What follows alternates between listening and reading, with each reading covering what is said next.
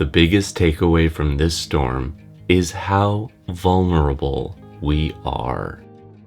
Even with double pane windows and insulation, how quickly our homes become unbearably cold when unheated on a freezing, windy night.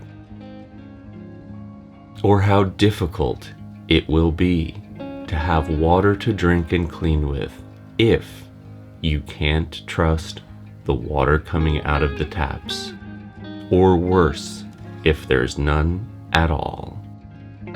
We are so vulnerable, and we have such a narrow range of temperatures that we can comfortably survive.